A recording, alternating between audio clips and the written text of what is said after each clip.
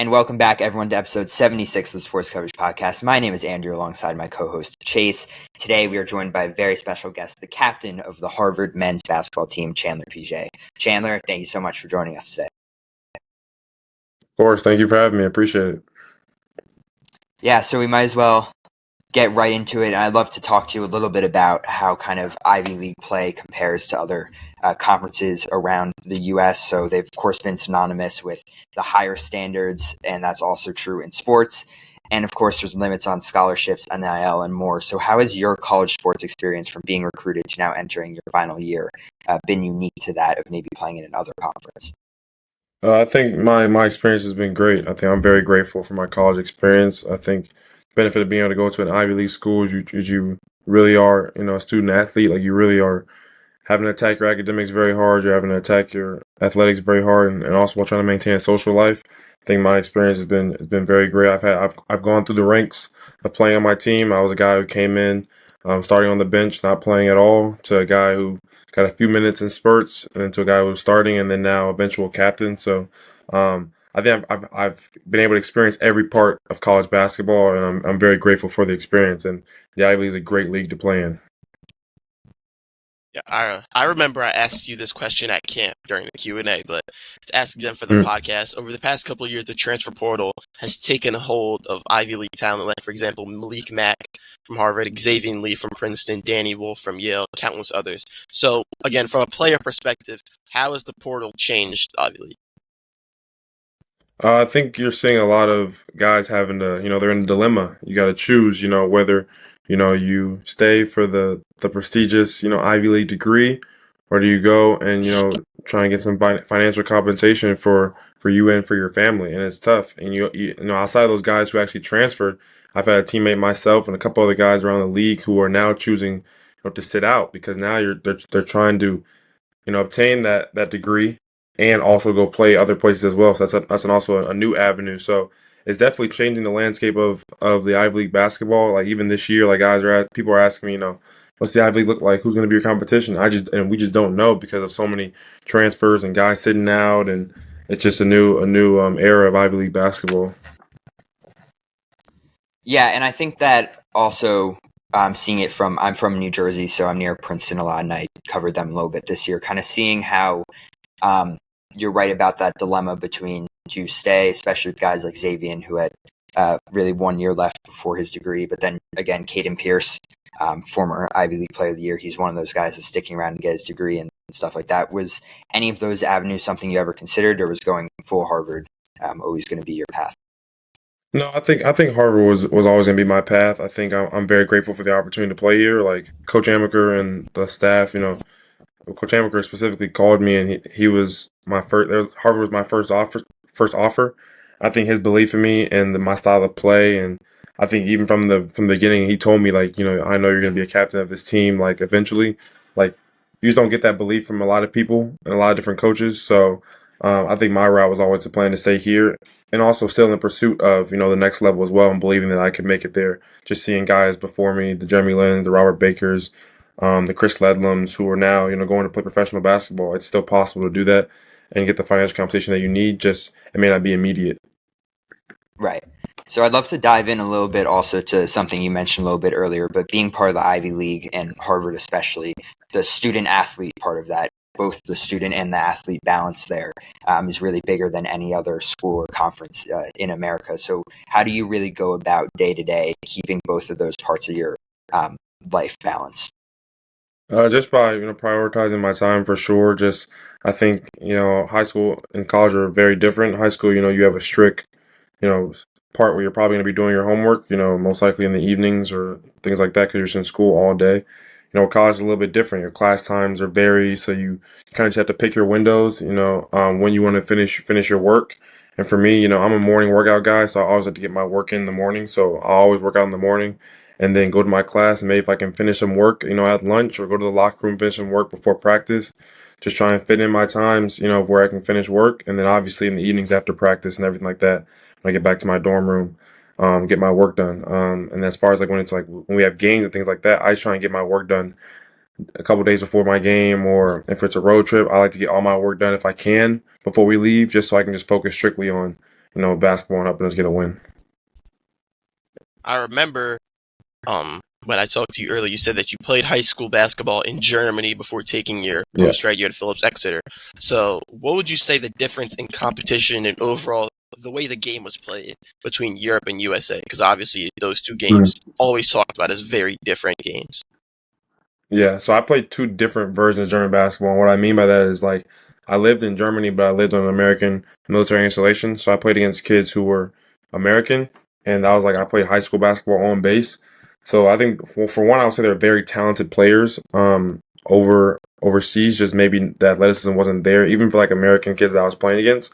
Not all across the board, but even like European wise, European basketball is it's just the athleticism that's missed. Like I played for FC Bayern for a little bit of a club team.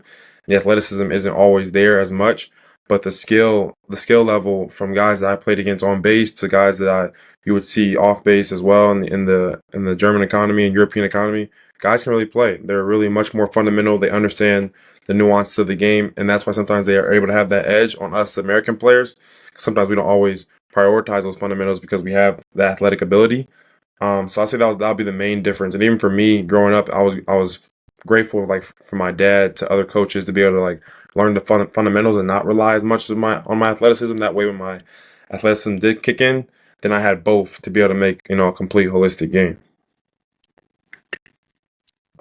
Yeah, and you were also able to return to Germany um, earlier this summer for the World University Games, and you got to play alongside a lot of Ivy League talent, Jackson Hickey, and some others. What was that experience like to kind of go back to Germany again and compete on a national and then international level? Oh, it was a dream come true. I think for one, just being able to have the USA on the front of your chest, I think that was always a dream of mine. Just growing up watching the Olympics, any you know competition where you get to be able to have USA on your chest, it means something. And then for me, also the name on the back meant a lot to me. So be able to represent my family in that as well meant the world. And then I played with some great guys, Avery Brown, Nick Townsend, Jackson Hickey, like all those guys, are Ivy League guys I compete against throughout the year. So it was weird to go from enemies to like friends, but we gelled really quickly, and it was so crazy that from the time we actually learned to play 3-on-3 to the time of our gold medal match had been exactly a week. So us meshing, being able to mesh on the court and off the court, and be able to just bring back silver meant a lot. And we just learned a lot. Like for us, 3-on-3 was actually a lot easier than people might have expected because like we run those different type of actions in the Ivy League, so we were able to pick up on those very well. And then, like I said earlier, adding that athleticism, as well, and our skill, took us far. So last year you started in each and every one of Harvard's matchups, and you were the only player on the Crimson to do so. So what would you say goes into staying so consistent across a long college basketball season? I would just say my work ethic, and what I put into the game. I think from the very start, my guys know that, they're gonna hear my voice. You're gonna see me in the gym. You're gonna see me, you know, in the weight room. You're gonna see me in the training room, and I'm gonna be trying to excel to the best of my ability. I compete a lot with myself, and my personal belief is that no one's gonna hold me to a higher standard than myself, and that's carried me far throughout the years. Because you want to be able to supersede others, you know what I mean? But that's not my goal. My goal is just basically to be the best I can be. But, for me, it's just continuing to, be a guy that's voice can be heard, and a guy that, is just a leader for the team. I think when you do that thing, especially our team, on the defensive end, being able to, just cause havoc and just have my voice, I think that's what's led me to be on the floor. That's what's led me to lead this team and just be a captain for us as well. Yeah, and kind of taking on that captain role as well. Is that something that you were kind of prepared for, or did you make any kind of changes to the way you want to lead this team? I was definitely prepared for it. I mean, I was captain of my high school team as well for a number of years, and I think for me it was just learning how to be able to hold guys accountable. And I'm a guy who also just leads by examples, not always my words, at least not in high school. So I had to kind of figure out that role of, okay, how do I use my voice? And we had captains that came before me who I was able to look after and kind of take bits and pieces. Okay, what do I want to use? What do I not want to use? How do I be a better leader? How do I reach each guy? Because each guy, like, you can't approach the whole team the same way. Each guy is very different. So just trying to like develop those relationships with each one of my teammates, and then just continue to grow those and develop those. So that way, come game time when I'm like getting on them about something, or yeah, hey, we got to improve on this. They're like receptive to it. They're here. Okay, I got you. Let's do it. So, yeah, I think I've done a good job so far, and got to keep it going for this year. Yeah, for you and really the whole Harvard basketball team, really the whole Ivy League defense is so crucial to everybody because Hmm. there's not really like tip top athletes in the Ivy League. It's all skill, it's all hard nosed defense. So with that, you were a star this year, 1.7 steals, 132 defensive rebounds. And I remember in the locker room, you have the board where they put down the numbers. You were filling the stat sheets for every game. So how has that continued to tailor to this part of your career and maybe continue on when you go to play pro? I think there are honestly two guys that I feel like will always be on the floor. And it's the guys that can defend and the guys that can shoot. You're gonna need a guy who can knock down shots on offense. You're gonna need a guy who can guard the best player or point guard on defense. I think for me, like that's what's got me on the floor. I was a guy my freshman year who just competed defensively. I always wanted to make sure I knew every rotation, every read, every coverage that we had, and eventually that got me on the floor. And then in my sophomore year, I was the guy they put a lot on the best player on the perimeter guys. Last year we had a lot of injuries to our bigs, so I kind of moved down to the four, guarding a lot of the bigger guys. But I'm a guy who doesn't back down, whether I'm 6'4", 6'5". Like I'm still gonna hold my own down there. So I've been able to be able to be the Swiss Army knife of the team. That's what they call me on the team, and just being able to just be versatile and guard different guys, and just wherever you need me to play, like that's who I'm going to guard. Whoever I need to guard to stop for us to win, I'm going to do it. And I think that carries to the next level as well because there are guys making 50, 60, 70 million to just guard the best player and not like he doesn't score. It doesn't matter if I have 0 points, 0 rebounds, whatever it is, like he doesn't score. And then yeah, for your point on rebounding as well, that's a big part of our team. So just trying to be, I'm a great defensive rebounder, trying to be better at offensive rebounding going to the season, but both of those are very important. What was that like for you having to be the guy that guards the best player? I know for when I play basketball, that's the guy that I am. Yeah. But when you're in the Ivy League, you have to guard guys like Xavier Lee. So Mm-hmm. what was that like having to guard him and other top players in the Ivy League? Well, my sophomore year, I'm completely transparent. Like he fried me. he had 33, I think. We had our scouting report on him, and he did everything that we wanted him to do, and still had 30. And it was just guys like that are just very skilled. He's a great player, and there's no reason.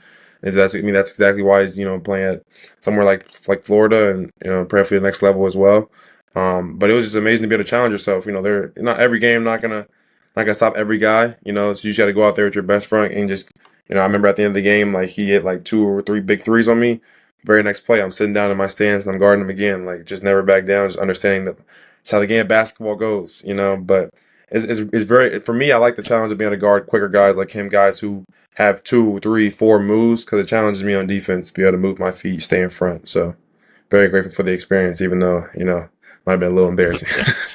I think that was actually the first college basketball game I ever attended. That game at Jadwin. So for me it was certainly a fun one, but I'm sure you might have a different different memory of that. Sure. I'd love to talk to you a little bit about the non-conference schedule upcoming for this year. You guys have a lot of big matchups. Penn State at the Naismith Basketball Hall of Fame Showcase. Rematch with St. John's again this year. This time in New York. What kind of goes into preparing for these matchups versus teams that are really in the past have made big pushes at March and kind of maybe play differently compared to an Ivy League style? Well, I think one thing about us is that we're focused on us. Like I know our guys look forward to these matchups. I think that was one of our goals as a team this year, not necessarily from our coaches as a team, is to dominate our non-conference. And by dominate, we mean dominate any and everyone. We're a big team, especially the guys we're bringing in, the guys we have from last year. We just love to compete. So we're going to compete against anybody, and nobody's any different. Like we approach these games the same. I think our coaches approach it the same way. Like in the non-conference, we're really trying to like build our principles, build our identity as a team. So we're really just trying different things, trying different lineups. But each and every lineup that goes out there, they're going to compete hard. I know that for sure. I'm going to make sure of it. So we're looking forward to being able to play against St. John's again. We played them last year. I believe we lost by like 12. I think we had gotten within like 9 or 8, but couldn't quite close it out. So we're looking forward to playing them again. Penn State, one of a great college, basketball stadium to play in. Kind of gives you that real college basketball-esque of a stadium. So we're looking forward to that matchup. Boston College, we played my sophomore year, and they beat us by like 9 or 10. We were up majority of the game, and then they kind of came back on us So looking forward to going back there and playing against them again. So we look forward to each and every matchup, and we expect to go out there and dominate and win. Yeah. So when you played St. John's last year, you lost by 13. So when you play top power conference teams like that, St. John last year, you played Colorado, and like you said, going into this year, Penn State.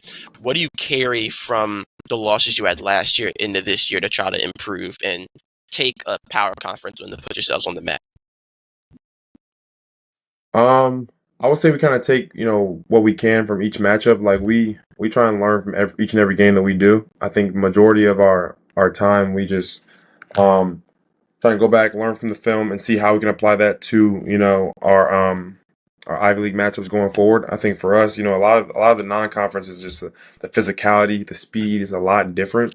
So we try and take that back into our practice. Okay, how do we, or the weight room as well? Like, how do we get stronger? How do we, play faster here? A lot of teams we play, especially in the non-conference, play with a lot of like an early pace. Like they're getting out in transition, they're getting early shots, early action. So how can we take and learn from them? And so I like a quote our coach uses that he says, not every game that you win, you did everything right, and not every game that you lose, you did everything wrong. So even those games that we may lose, like, okay, we did things right here. How do we take those good things, apply it, and how do we take things we can learn and apply it as well? Yeah, finally, just a fun question rounded out. Of course, Ivy League basketball culture is really a unique part of D1 college basketball. I'd love to just get your opinion on what is your favorite away arena to play at? Away arena. It's a good one. Uh I'll probably say Penn. Palestra is always a great place to play at. Will Chamberlain scored 100 there, everything like that. So everything about that game is just pretty dope, and I like Philly as well. So love staying in Philly. So I'll say Penn. Awesome. Well, thank you so much, Chandler, for joining us today. It was a real pleasure to have you, and good luck with everything this season. Appreciate it. Thank you all so much.